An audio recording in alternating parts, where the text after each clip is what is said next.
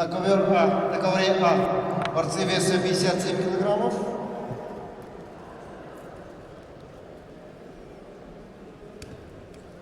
Любомир Ашеин, Республика Саха-Якутия. Алексей Копылов, Республика Саха-Якутия.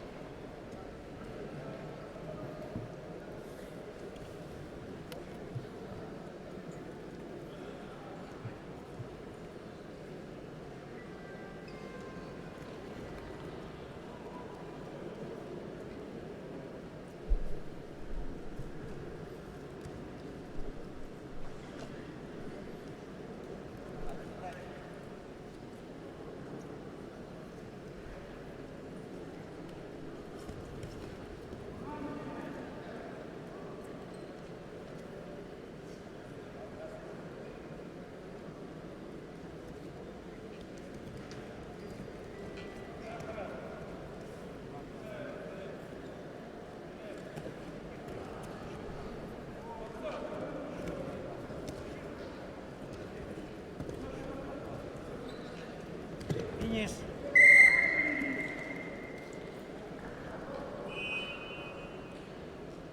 На ковре Б с явным преимуществом победил Тумен Бадиев, Республика Бурятия.